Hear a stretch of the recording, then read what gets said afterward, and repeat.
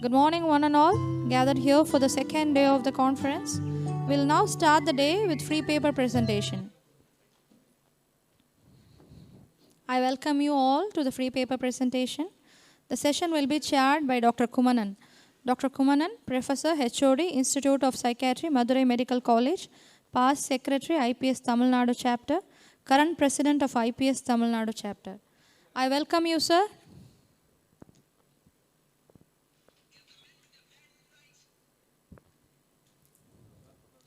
Now Dr. Kumanan will take over the session.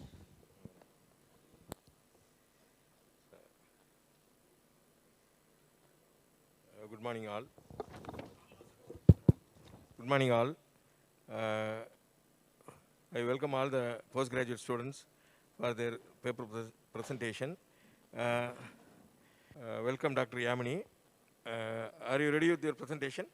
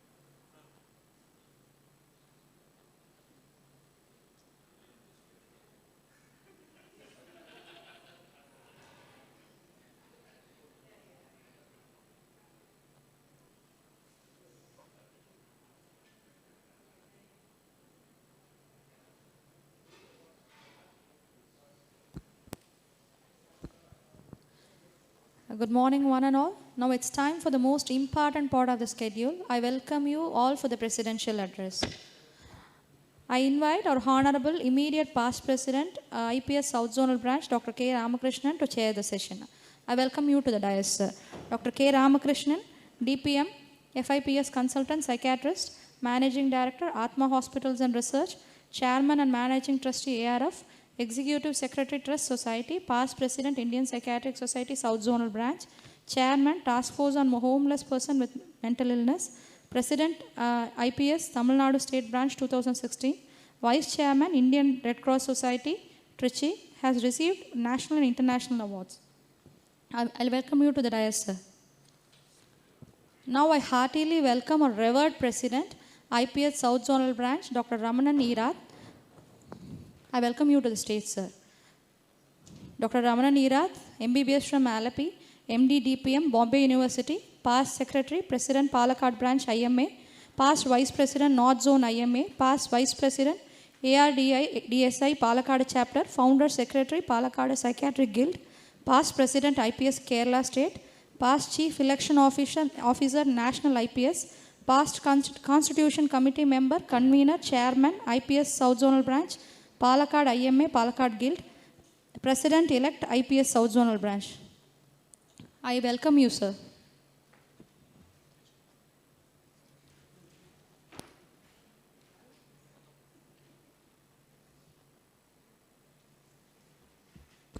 I welcome Dr. Suresh Kumar, sir, to the stage.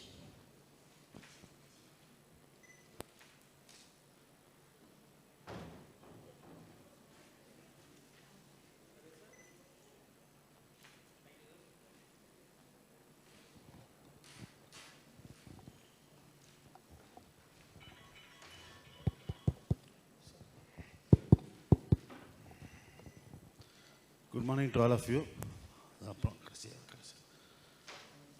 Good morning to all of you. The day starts with the presidential address by Dr. Ramanan Earat. See, I don't want to talk anything about Earat sir because he is going to present his life story in a professional body as an administrator. So, it is a privilege to invite Dr. Earat sir to deliver his presidential address, sir.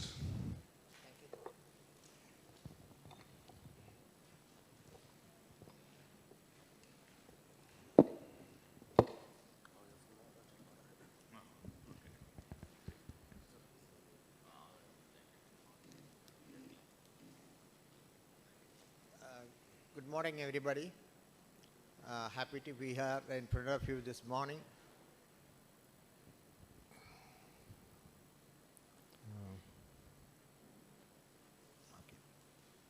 I begin my lecture with my pranams to my mentor, guide, and godfather, Dr. Alan D'Souza, who has been responsible as a very great human being in my career, who promoted me to this level as a psychiatrist.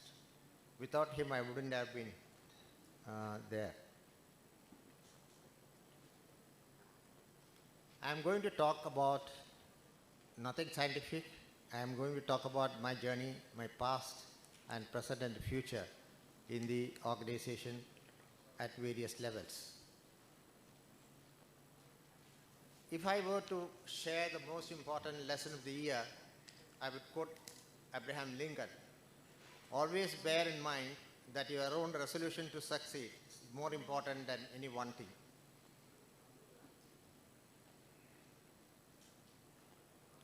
Dear colleagues and fellows of the South Zonal Branch, I am pursuing a different approach from scientific and academic deliberations. This is about my journey and experience in the organization for the last 35 years. I will emphasize on the organization for the next 1 year. I'll start with my past. My turning point was 1979, August 15, when I joined the institution led by Dr. Alan D'Souza, who was the professor and head of the Department of Psychiatry, J.J. Medical College, and the Grand Medical College, known as Grand Medical College. I joined him as a resident medical officer without knowing that that is a psychiatric institute. I joined there just for the sake of a job. And probably that was my, the first step in taking up psychiatry. While working in psychiatry under Dr. Alan D'Souza, I got a call from BARC Hospital to join the Department of Gynecology, because I initially started my career in gynecology as a senior resident at RSRM Medical College, part of the Stanley Medical College as a senior resident. Then came to Bombay, worked there also in gynecology. Then only I took up psychiatry under Dr. Alan D'Souza. So when I wanted to resign, he said, no, you take up psychiatry, because I was not very sure about my career in psychiatry. I worked with him for another 6 months and then decided I think psychiatry is my career. After finishing my DPM in 1983, I was very much keen on going back to my native place to start my practice. But again, Dr. D'Souza said, nothing doing, you have to do your MD and then go.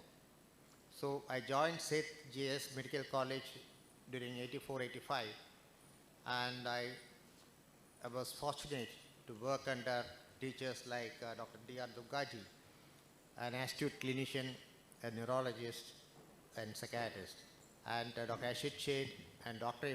Apte, who was my guide, and Dr. L.P. Shah, who was in another unit but good in psychotherapy. And Dr. Bharat Watwani, who was there yesterday, and Dr. Harish Shetty, who was a media activist and a social psychiatrist. We were contemporaries in KEM. These are my few glimpses about my association with Bombay. I basically belong to Kerala, and my native place is Palakkad. People were asking me why I didn't continue in Bombay. Bombay, as you know, is an ocean, and we, from outside, without knowing the local language, it is very difficult to survive in Bombay. So, and second thing is Palakkad being known to me for the last so many years, and there were few psychiatrists, because we have a population of about 14 lakhs at that point of time. Now we have around 37 lakhs. And we were only having 4 psychiatrists in the whole of district. And in town, in the Palakkad town itself, we were only 3 psychiatrists. And my parents were aged, so I thought I'll come back to Palakkad, serve my people in Palakkad. That's how I started my career in Palakkad. And these were Bharat Watani and Harish Shetty. They were my contemporaries, as I said.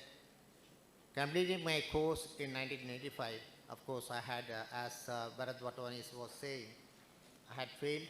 So it doesn't matter. I hurried back to Palakkad and started working as a psychiatrist. In 1990, I thought I'll finish my MD. There's a 4 years gap. I thought, I don't know whether I will succeed, but I thought I'll take it. I was determined to get my MD. In 1991, I finished my MD and came back to Palakkad. Why these 3 associations? 1986, I joined IMA, because IMA is the the mother organization for all the medical professionals in India. They look after the various issues concerned with the medical profession. And Indian Psychiatric Society is the one which takes care of the psychiatry and the mental health allied issues and everything. So we have to be members of the Indian Medical Association, which is the mother organization of all the modern medical doctors. And Psychiatric Society takes care of the mental health issues related to our profession. And why I am talking about the guild? The guild is, see, now we have the local branches of the IPS. When we started the practice in 86, there was no provision in the IPS for the local chapter. So we formed a local guild, which consists of the local psychiatrists. And we used to conduct academic activities, conferences, and things like that. So that's why these three organizations are important to me. I joined IMA in 1986 and rose to the post of honorary secretary by in about 89. And we had launched an agitation against the mixopathy, which was getting implemented by the then Ayurveda doctor who was in charge of the health ministry. So we had a protest, and many people refused to join. So I said it is not worth continuing as the secretary of the association. I resigned. And in 1991 was another point in my life when the branch president wanted to suspend me for some remarks he thought I had made against him or something like that. He misconstrued my remarks, and instead of sending a show cause notice or going through the protocols of suspension of a member, he circulated a cyto-style copy asking people to support him to suspend me. And I was not knowing anything about the bylaws or the constitution because I was totally new to the organization, so I didn't have much of an experience. Then I thought I should read the rules, because if I have to be expelled, I should know how I can defend myself in the organization, because that is more important. And then I learned the rules. Then I knew it's not that easy for anybody to expel someone from the organization. You have to have a proper rule, a proper procedure, proper explanation. And the state also intervened, and they called a conciliation meeting.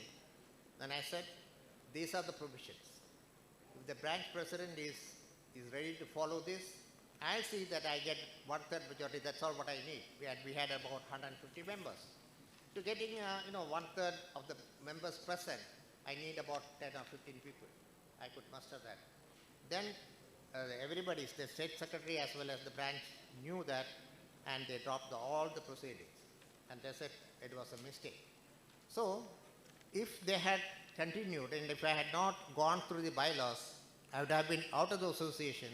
Probably that would have been a frustration. I would have never joined back the organization at all. So these are some of the things I had learned from the organization. That's why the rules are important to me, and the constitution and the bylaws. I never had an opportunity to turn back and see what is happening. I became the branch secretary. I became the branch president. I was elected to the state council member, working committee member, and I was the vice president of the North Zone of IMA, and I was the alternate Central Working Committee member. During this tenure as a Central Working Committee member, I had the opportunity to meet the then Chief Minister, Dr. Farooq Abdullah, because he was the host of the Central Working Committee meeting at Srinagar. And he had come to us with his family for lunch. He had son. He had entirely a jovial session we had with him. That's why I remember Dr. Farooq Abdullah at this moment. I had a very bad experience in the Central Working Committee because I was the alternate working committee member. My name was not there in the list of agendas as a speaker. And many of the people who had given their names, they were not participating in it. And when I rose to raise an objection to a particular agenda, then said, sit down there and we have no business to talk on it. And that was a very insulting remark, because we had spent 3 days in traveling to Srinagar, spending all our energy. So I thought I would take up the matter, any other matter, with the permission of the chair. There I raised it. I said, the entire procedure was undemocratic and we have a pre-planned agenda. You wanted to continue that. So that's, many people from Kerala, my own colleagues in the working committee, they were not agreeable to my dissent.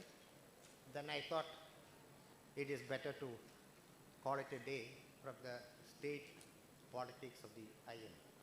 But I continued my activities at the local branch, and I still am continuing as an active member of the branch. Interpretation of the bylaws is still the area of my interest. And people thought that I was disheartened or disgruntled. It was not disgruntled, it was a sort of a disillusionment. And disgruntled was subsequent to that. I mean, anybody get disgruntled or disillusioned after this sort of an experience. And then my journey started in Indian Psychiatric Society as a member of, as a life fellow in 1992. And Dr. Roy Abraham was instrumental in joining me and the association. I was the founder secretary of the Palghat Psychiatric Guild. I was elected to the EC of the Kerala State Branch. Then I became the president of the Kerala State Branch. Then I was the EC member of the South Zone. Then the National EC member. And I was the South Zone representative to this thing. Then I had been working as a Constitution Committee member at various levels, both at national, South Zone, Kerala, and local IMA.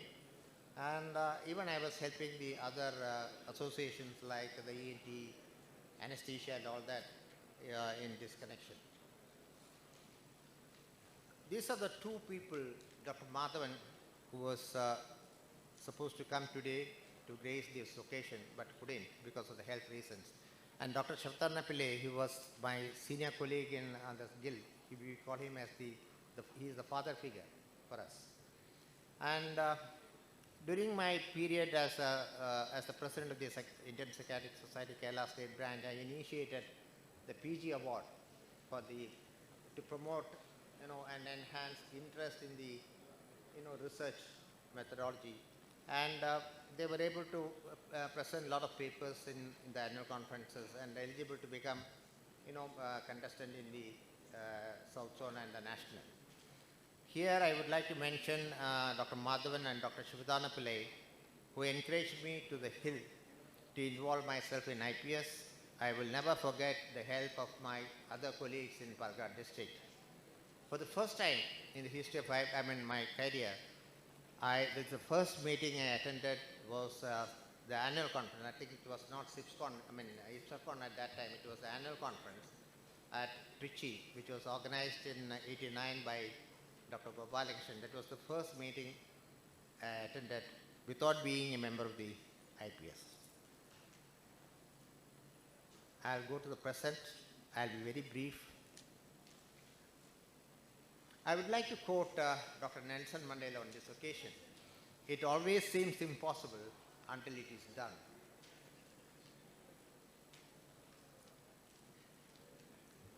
One thing I have fond memories is 2007, when Dr. Iyaras Reddy was the president of the Indian Psychiatric Society. I think it was in Chennai, right? Yes. It was in Chennai, and then Iyaras, with the help of the AGB, they elected me as the convener of the election commission with Dr. Neelam Bora and Sarvesh Chandra as the other members. And we never knew anything about the election commission constitution. We had to start afresh. The AGB had given us the mandate to frame the rules and regulations of the election commission and start working for the December election. And these were the important people in that period. Dr. Neelam Bora and Sarvesh Chandra were the members, and Iyaras gave me just 2 hours.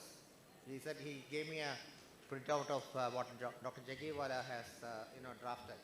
And he said it is incomplete and you make your own modifications.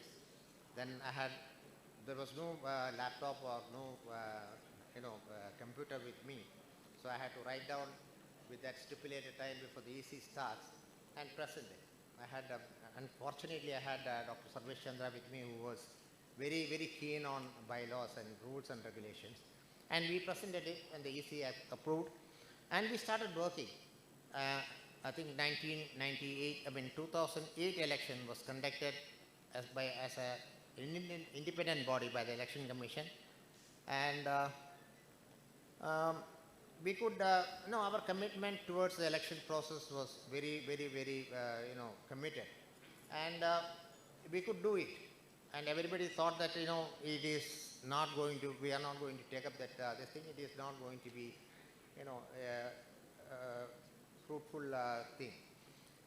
And we could prove them wrong. And Election Commission had done extremely well. We were very meticulous and very strict. And for my strictness and the meticulous way of doing it, I was even called the TN station of the IPS. Probably because of the strictness and my commitment. Because TN station was very strict in this thing. He never cares anybody. I mean, we could do it. These were my associates, Dr. Vinay Kumar, Dr. Rastogi, Dr. Vivek Dupekar, Dr. Abai. They were all my colleagues in the Election Commission at various point of time. I continued to be an advisor and a troubleshooter whenever there was issues regarding, any point, any issue, they used to consult me.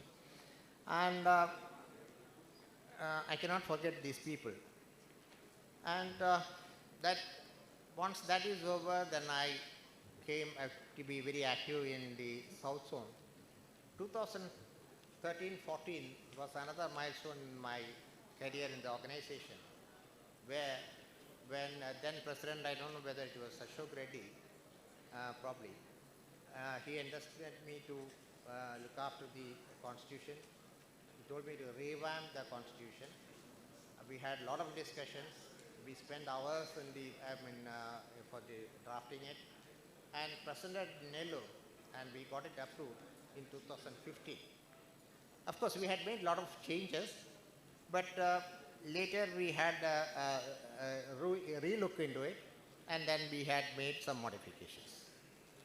That was in 2019-20 when Dr. Kishan took over.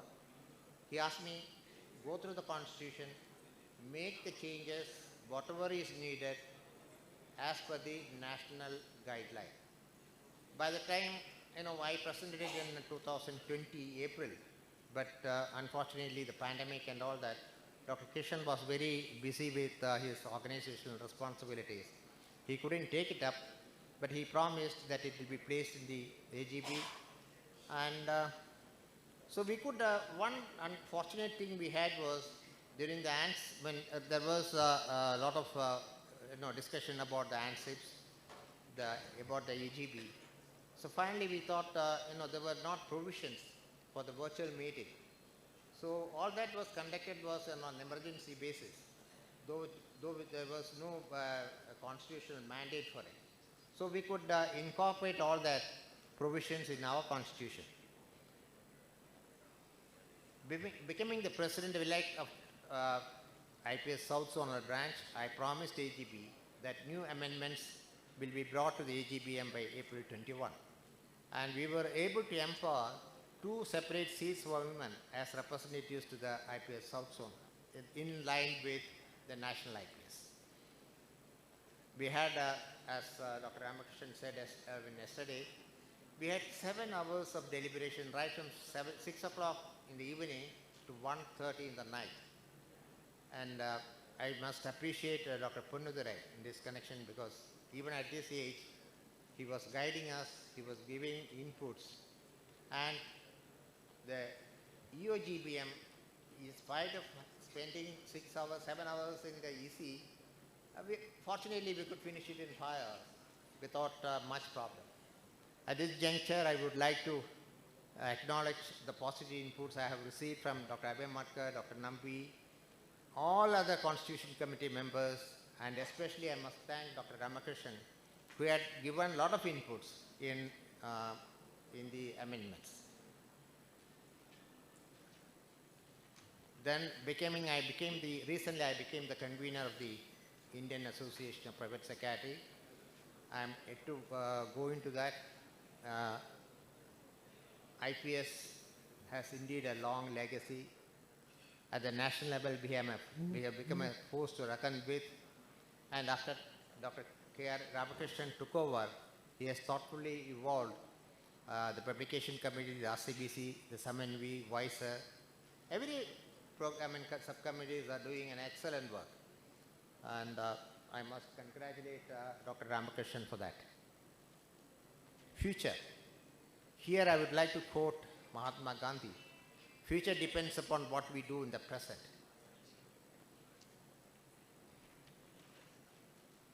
I'll just briefly outline my objectives for this year. The existing subcommittees are doing an excellent work. I plan strengthening them further rather than creating more number of committees. Each and every office bearer, these are the points I would like to stress for the next 1 year. Each and every office bearer should be fully responsible for the task assigned to them. And every EC member from the state should be taking up the state issue, if any, to the EC of the IPS South Zone. They should also carry the decisions taken by the executive committee to the concerned state. Another important point, we have 2 representatives to the national IPS, executive of the national IPS.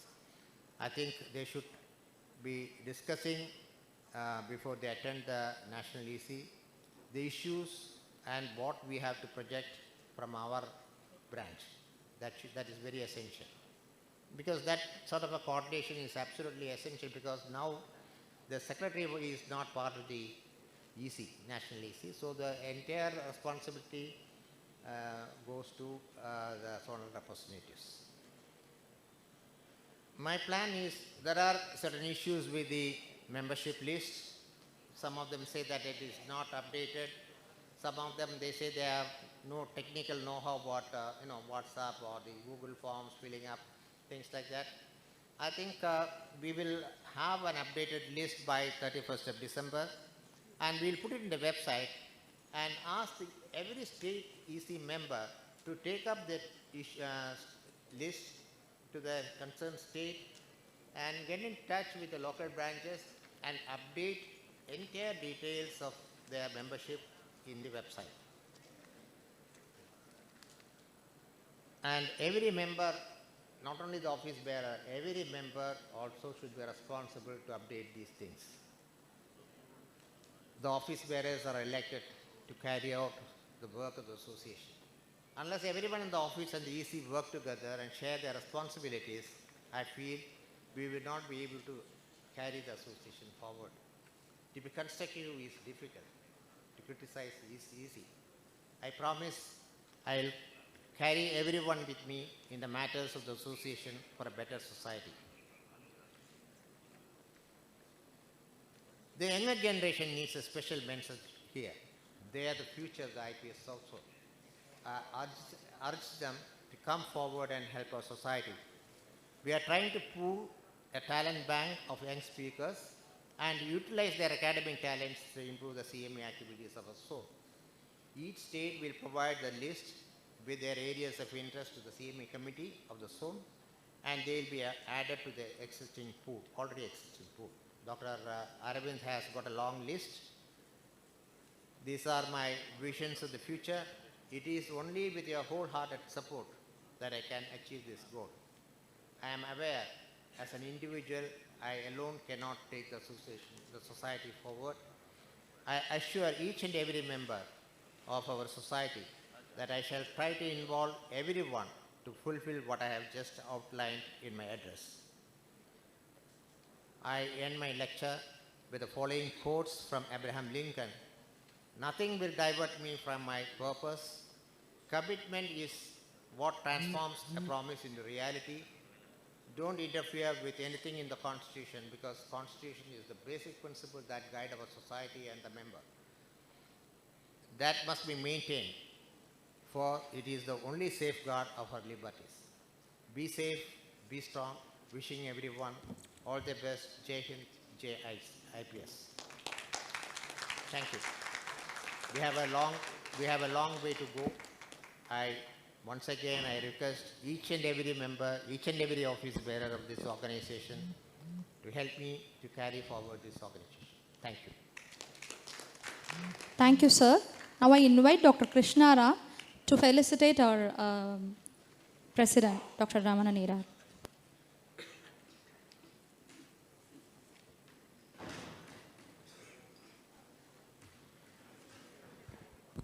Good morning to everybody. As South Zone IPS South Zone Past President, at that time Ramanan Earat was there as one of the members in the team, and he helped me a lot to have my tenure in a smooth way. So our association has been very close, and I just felicitate the IPSTN session now. I invite Dr. V.K. Aravind to the dais.